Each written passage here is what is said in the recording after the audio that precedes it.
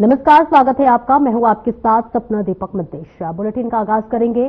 चंडीगढ़ में हरियाणा कैबिनेट की अहम बैठक हुई। बैठक की अध्यक्षता सीएम नायब सिंह सैनी ने की, जिसके बाद सीएम नायब सिंह सैनी ने प्रेस कॉन्फ्रेंस की और बैठक में हुए निर्णयों की जानकारी दी। इस बीच मुख्यमंत्री सैनी ने बताया कि 24 एजेंडों पर चर्चा की गई है, जिनमें से 22 एजेंडे पारित हुए हैं। बैठक में नई आबकारी नीति को मंजूरी दी गई है, जिसमें तय किया गया है कि स्कूल, कॉलेज और धार्मिक स्थानों से ठेकों की दूरी बढ़ाई जाएगी। शराब के विज्ञापन की अनुमति नहीं होगी। 500 से कम आबादी वाले गांव में ठेका नहीं खोला जाएगा। जो भी नियमों को तोड़ते हुए पाया गया, उसके खिलाफ जुर्माने का प्रावधान होगा। इसी के साथ नगर पालिकाओं के अकाउंट्स में पारदर्शिता लाने के लिए 1930 के कानून को खत्म किया गया है। साथ ही शहीद अग्निवीरों के परिवार को 1 करोड़ रुपए की राशि को भी मंजूर किया गया।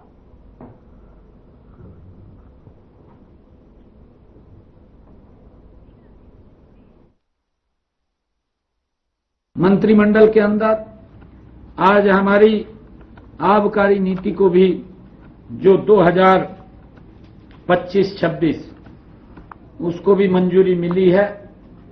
इसमें 2400 दुकानें वो आवंटित होंगी।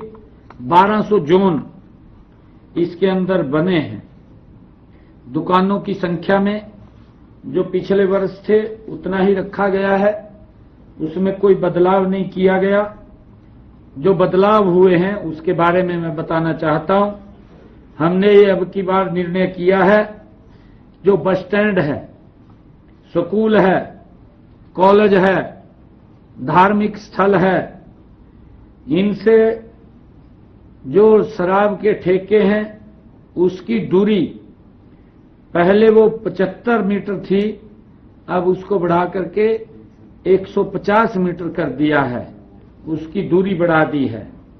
और इस नीति में यह भी प्रावधान किया गया है कि नेशनल हाईवे तथा स्टेट हाईवे से सीधे तौर पर कोई भी शराब की दुकान, ठेका दिखना नहीं चाहिए, न ही उनका नेशनल हाईवे, स्टेट हाईवे से सीधा संपर्क होना चाहिए।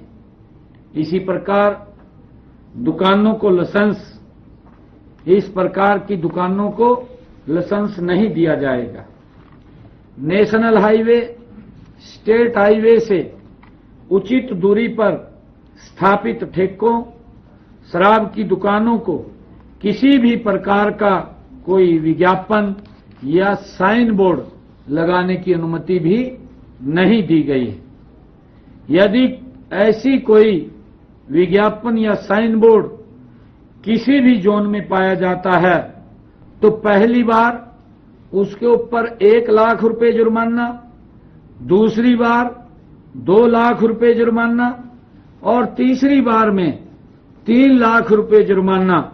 अगर उसके बाद भी कहीं पाया जाता है तो उसका लाइसेंस भी रद्द कर दिया जाएगा। और इस नीति में यह भी प्रावधान किया गया है कि 500 से कम गांव में ठेका नहीं खोला जाएगा। इस प्रावधान से अब लगभग 700 से ज्यादा गांव में 152 ठेके बंद हो जाएंगे। ये भी मंत्रिमंडल ने आज इस को निर्णय दिया है। नई नीति में आहता खोलने के लिए गुरुग्राम में लाइसेंस फीस का 4%, सोनीपत पंचकुला में लाइसेंस फीस का 3%, गुरुग्राम और फरीदाबाद में 4%, सोनीपत पंचकुला में लाइसेंस फीस का 3%, बाकी जिलों में लाइसेंस फीस का 1% राशि देकर वह ट्रेवल्स खोल सकता है। पुरानी नीति में आहता के लिए एरिया की कोई सीमा नहीं थी, जबकि इस नीति में अब आहते के लिए 1000 स्क्वायर मीटर एरिया निर्धारित किया गया है। आज ये निर्णय इस मंत्रिमंडल की बैठक ने लिए हैं। कई महत्वपूर्ण निर्णय थे। आज इन सब निर्णयों को आज मंजूरी दी गई है। बहुत बहुत धन्यवाद।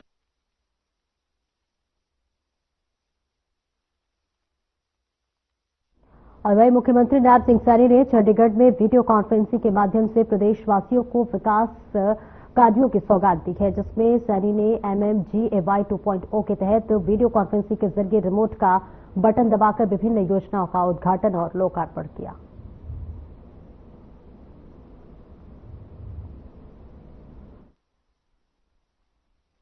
आज हमने जो मुख्यमंत्री ग्रामीण आवास योजना, पिछले दिनों भी हमने इस योजना के तहत लगभग 4,532 प्लाट आवंटित किए थे। आज दूसरी इसकी जो योजना के तहत लोगों को लाभ देने का विषय है, दूसरे चरण का, हमने 61 ग्राम पंचायतें और एक महाग्राम, इसके तहत अभी 2,415 जो हमारे पंचायतों के आवेदक हैं, उनके लिए आज ये पोर्टल लॉन्च किया है। आज पोर्टल खोला है। जिन आवेदकों ने एप्लीकेशन दिया था, लगभग वो 5,22,954 ऐसे आवेदक थे, ताकि जो सरकार की सोच है कि मुख्यमंत्री ग्रामीण आवास योजना के तहत गरीब व्यक्ति को भी अपना मकान हो, अपनी छत हो, उसके लिए आज ये पोर्टल लॉन्च किया है, ताकि वो व्यक्ति इसके अंदर 1,000 रुपया जमा करा करके बुकिंग करा सके और उनको हम ये आवास प्रदान कर सकें। ये भी योजना जो है ये ऐसे परिवारों के लिए है जिनकी इनकम 1,80,000 रुपये से कम है।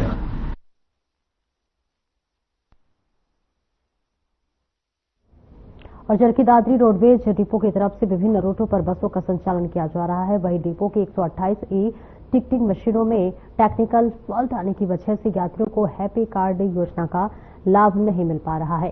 चरखी दादरी रोडवेज GM नवीन शर्मा ने बताया है कि चरखी दादरी रोडवेज डिपो में 128 टिकटिंग मशीनें हैं, जिसमें से 52 टिकटिंग मशीन में टेक्निकल फॉल्ट आने की वजह से उन्हें डेड वाउचर भेजा गया है, जो कि इसी सप्ताह आने की उम्मीद है। उन्होंने बताया कि हैप्पी कार्ड योजना के तहत जिन लोगों के 1,000 किलोमीटर पूरे हो गए हैं, उनके लिए अभी कोई दिशा निर्देश नहीं मिले हैं। GM नवीन शर्मा ने बताया कि सरकार की तरफ से कंपनी के माध्यम से कार्ड को रिन्यू करने के निर्देश दिए गए हैं।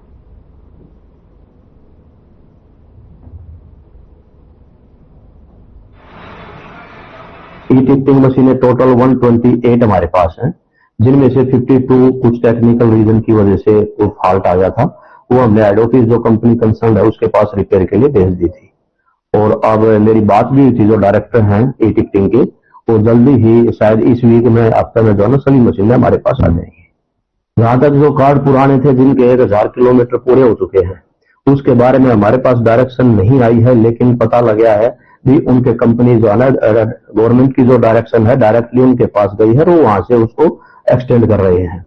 और जहां तक नए कार्ड आने की बात है, नए कार्ड अभी तक हमारे पास नहीं आए हैं। जो भी अप्लाई किए हुए हैं वो हमारे पास वहां से मैसेज आ जाता है और कंसर्न एप्लीकेंट के पास भी मैसेज आता है। तो अभी हमारे पास आए नहीं, आते ही हम जो है ना डिस्ट्रीब्यूट करना शुरू कर देंगे।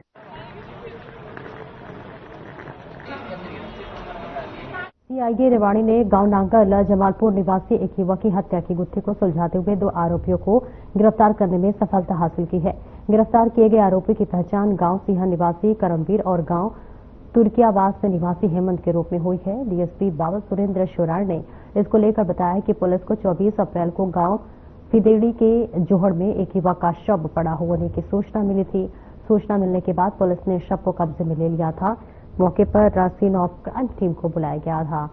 शव की शिनाख्त करके उसके परिजनों द्वारा कार्रवाई की गई। तो युवक की पहचान नांगल जमालपुर निवासी 19 वर्षीय सौरभ पुत्र बलजीत के रूप में हुई थी। मामले की जांच सीआईडी 1 रेवाड़ी को सौंपी गई है, जिसके बाद मामलों को सुलझा लिया गया।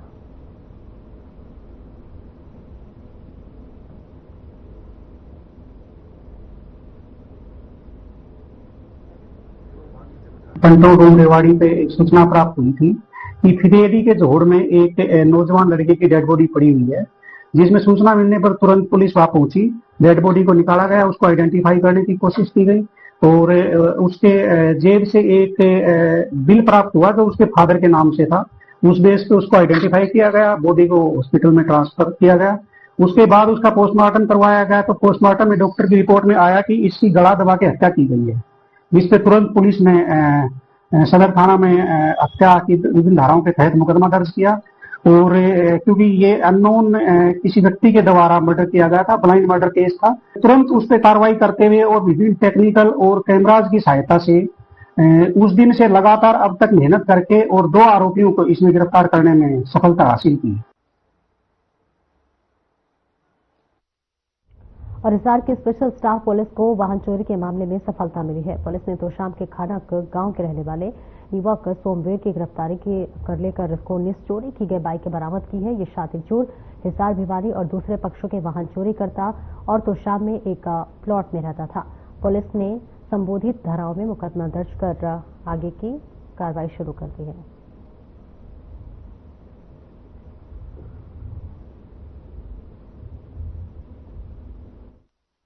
शाम लाडवा रोड पर बाइक चेकिंग के लिए गए हुए थे, तो उनको एक बाइक बिना नंबर प्लेट के आती हुई दिखाई दी। उन्होंने रोक कर उससे पूछताछ की, तो उसने बताया कि ये बाइक मैंने सिटी थाने के एरिया से चोरी की थी।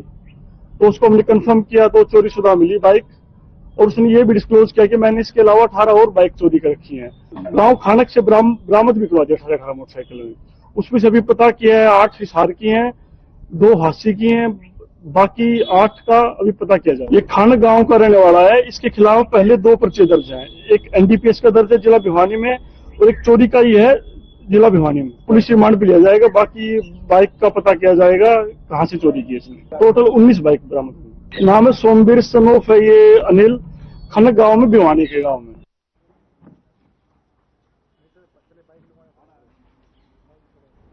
तोशाम के नागरिक अस्पताल में केंद्रीय ऊर्जा मंत्री एवं पूर्व मुख्यमंत्री मनोहर लाल ने के 71वें जन्म दिवस के उपलक्ष्य में रक्तदान शिविर आयोजित किया गया, जिसमें मुख्य अतिथि के तौर पर पहुंची राज्यसभा सांसद किरण चौधरी ने पूर्व मुख्यमंत्री को ईमानदार कर्मठ नेता बताया। उन्होंने कहा कि प्रदेश में ईमानदार और भ्रष्टाचार मुक्त शासन देने का श्रेय मनोहर लाल को है।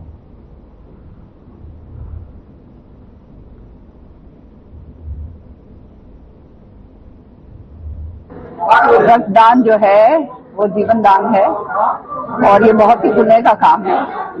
और आज जो है मनोहर लाल जी के 71 जन्म दिवस पर जो है ये हमारे सारे बच्चे, इतना ऊर्जावान बच्चे जो हैं, रातों रात जो है इन्होंने सारे के सारे इतने सारे आगे रक्तदान देने के लिए। हमेशा जब भी मैंने कहा है ये अपना दान देते हैं, तो हम आज मनोहर लाल जी का जन्म दिवस है, उनकी दीर्घ आयु के लिए उनकी शुभकामनाएं देते हैं, पूजा करते हैं कि वो जो है लंबी उम्र हो, अच्छी सेहत दे भगवान उन्हें, और आने वाले समय में जिस तरह से देश हित के लिए वो काम हमेशा से करते आए हैं, ईमानदारी के साथ, कर्मठता के साथ, और जो है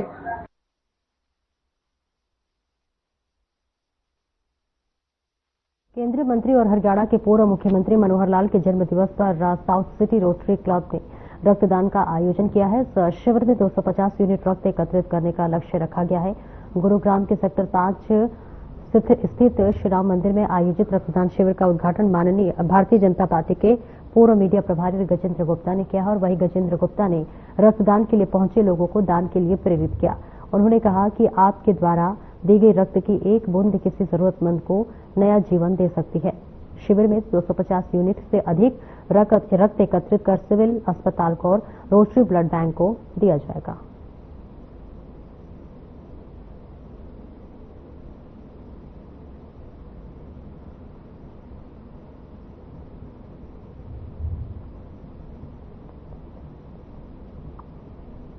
न्यू हरियाणा के पूर्व मुख्यमंत्री और केंद्रीय ऊर्जा मंत्री मनोहर लाल के जन्म दिवस के अवसर पर भाजपा कार्यालय नूह में जिलाध्यक्ष सुरेंद्र पिंटू और भाजपा अल्पसंख्यक मोर्चा के राष्ट्रीय उपाध्यक्ष चौधरी जाकिर हुसैन, पूर्व विधायक के नेतृत्व में भाजपा कार्यकर्ताओं ने रक्तदान शिविर लगाकर सैकड़ों यूनिट रक्तदान किया। वहीं जिलाध्यक्ष सुरेंद्र पिंटू ने पूर्व मुख्यमंत्री मनोहर लाल के जन्म दिवस के अवसर पर उन्हें हार्दिक बधाई देते हुए कहा कि वे ईश्वर से उनकी दीर्घायु की कामना करते हैं। बीजेपी नेता चौधरी जाकिर हुसैन ने भी केंद्रीय ऊर्जा मंत्री मनोहर लाल को जन्मदिन की मुबारकबाद देते हुए कहा कि आज पूरे मेवाड़ की 36 बिरादरी उनकी लंबी उम्र की दुआ कर रही है।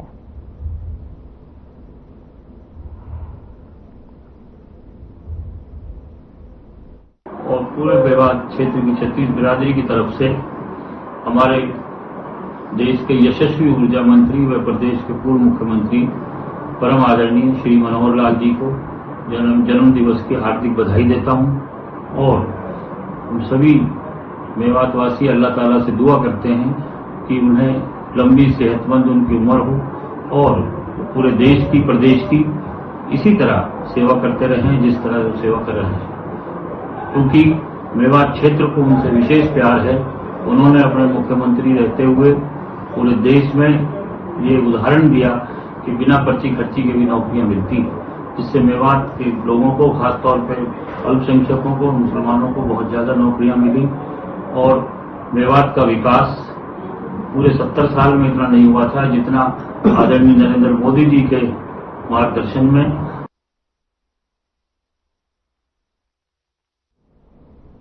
केंद्रीय मंत्री और हरियाणा के पूर्व मुख्यमंत्री मनोहर लाल के जन्मदिन के मौके पर सिरसा के हिसारिया बाजार स्थित एनडीए कार्यालय में विशाल रक्तदान शिविर का आयोजन किया गया।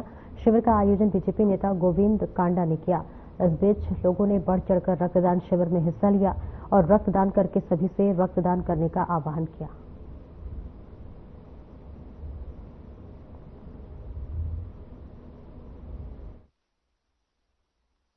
आज हमारे पूर्व मुख्यमंत्री माननीय आज के केंद्रीय मंत्री माननीय श्री मनोहर लाल जी का जन्म दिवस है।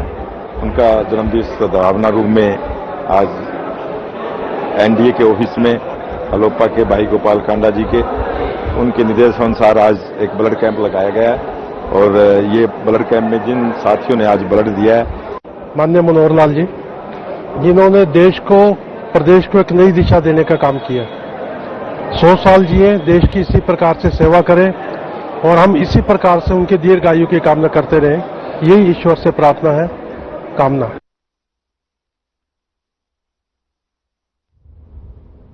और गांव खेड़ी चौपटा में किसानों की एक बैठक हुई है, जिसमें बैठक की अध्यक्षता किसान नेता जोगी राम ने की है। किसानों ने कहा है कि खेड़ी चौपटा में फरवरी 2024 में किसान आंदोलन हुआ था, उसको लेकर तत्कालीन उपायुक्त उत्तम सिंह और हांसी पुलिस अधीक्षक मकसूद अहमद की अध्यक्षता में किसानों की कमेटी के साथ समझौता हुआ था, जिसके तहत किसानों पर कोई भी मुकदमा दर्ज नहीं किया जाएगा, क्योंकि कई किसानों को गंभीर चोटें आई थी।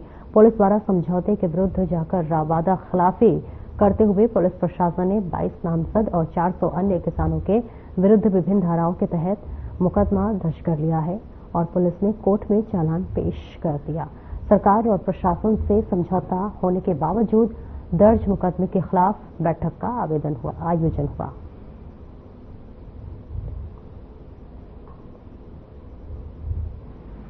आज किसानों की मीटिंग हुई और मुद्दा है 2024 के किसान आंदोलन में, जब किसान खेड़ी चौपटा में इकट्ठे हुए थे और जो टकराव किया हुआ था, उस टकराव को लेकर के उस समय जो तत्कालीन डीसी थे उत्तम सिंह और हांसी के जो एसपी थे मकसूद अहमद, उनके साथ हमारी किसानों की कमेटी की एक वार्ता हुई, एक समझौता हुआ और उस समझौते में ये तय हुआ कि भाई कोई भी एफआईआर किसानों के खिलाफ नहीं की जाएगी, क्योंकि हमारे भी किसान साथियों को गंभीर चोटें लगी हुई थी। पुलिस की तरफ से जो अटैक हुआ, कई किसान उसमें चोटिल थे, तो उस समय समझौता हुआ कि कोई मुकदमा दर्ज नहीं होगा। लेकिन बाद में एफआईआर दर्ज की गई, जिसमें 22 नामजद किसान है, 400 से ज्यादा उसमें अन्य हैं।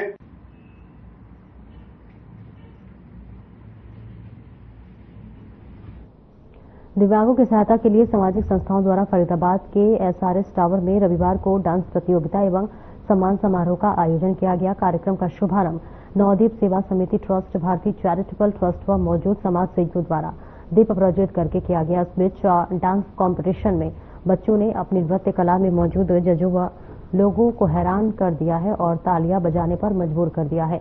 बच्चों को प्रोत्साहित करने के लिए जहां 3 कैटेगरी में फर्स्ट, सेकंड व थर्ड पोजीशन की ट्रॉफी दी गई है और वहीं भाग लेने वाले बच्चों को सर्टिफिकेट देकर उनका हौसला बढ़ाया गया है। इस कार्यक्रम को जज करने के लिए डायरेक्टर एवं कोरियोग्राफर मोक्ष वर्मा एवं ममता दिलावरे मौजूद रहे।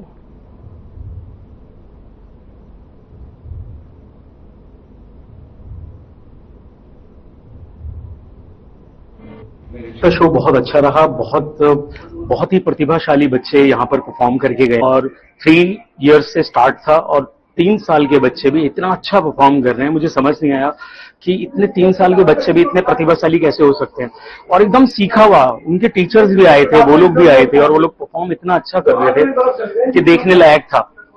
और जब आप क्लिपिंग्स वगैरह लगाएंगे तो आप लोग खुद देखेंगे कितना अच्छा परफॉर्मेंस किया है बच्चों ने। इस प्रकार के मंच जो है बच्चों को प्राप्त नहीं होते हैं और जैसे कि आज का जो प्रोग्राम है स्पेशली दिव्यांग बच्चों को फोकस में रखते हुए है, जो भी चैरिटी वगैरह है उससे जाएगा, तो ये बहुत एक अच्छी कोशिश है और उसमें बढ़ चढ़कर पार्टिसिपेट करने के लिए जितने भी पार्टिसिपेंट्स आए हैं जितना भी कहा जाए सराहनीय है और कम है उनकी प्रशंसा। नवदीप सेवा समिति ट्रस्ट, भारतीय चैरिटेबल ट्रस्ट और जनता की आवाज मनीष शर्मा जी ने जो दिव्यांग बच्चों की सहायता के लिए ये कार्य किए लिए बहुत ही सराहनीय है। क्योंकि देखिए सरकार स्कीमें तो बहुत लॉन्च करती है, स्कीमें बहुत, सरकार सहायता भी बहुत देती है, लेकिन हर संस्था तक ये स्कीमें नहीं पहुंच पाती।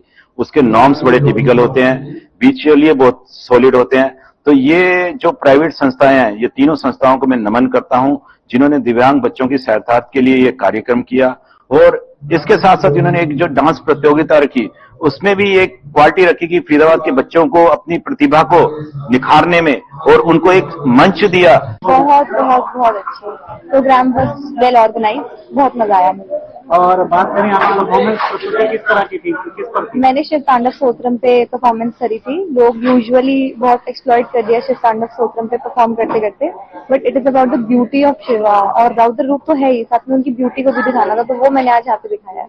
जजेस से आप कितना संतुष्ट रहे? कि बहुत ज्यादा, बहुत इंस्पायर किया मुझे। खबर चंडीगढ़ से, जहां पर पंजाब और हरियाणा के बीच पानी के विवाद के बीच बीबीएमबी ने पंजाब हरियाणा हाईकोर्ट का रुख किया है। याचिका के माध्यम से कहा गया है कि बीबीएमबी के काम में पंजाब सरकार दखल अंदाजी कर रही है और वहां पुलिस फोर्स को गलत तरीके से तैनात किया गया है। फोर्स को हटाया जाए, मामले में जल्द सुनवाई हो सकती है।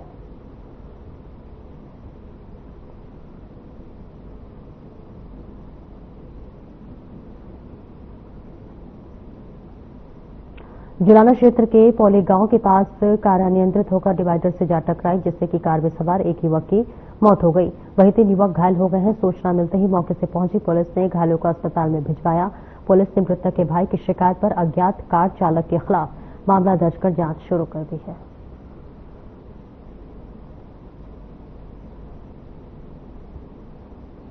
नेशनल हाईवे पे पौड़ी के पास में एक्सीडेंट हुआ है, जो पुलिस के पास में सूचना आई, जिसमें एक गाड़ी में 4 युवक सवार थे, जिनमें से एक की मृत्यु हो गई है। मृतक की पहचान संदीप वासी कालगढ़ के हुई है और जो दूसरी गाड़ी थी, वो जो उसका चालक था, वो गाड़ी थी, वो फरार है। गाड़ी वाले का फरार हो गई जी। सर, आगामी कार्रवाई क्या की जा रही पुलिस की?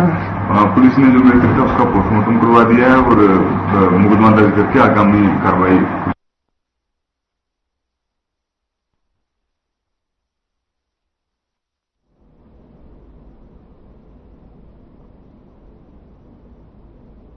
फिलहाल इस बुलेटिन में इतना ही। नमस्कार।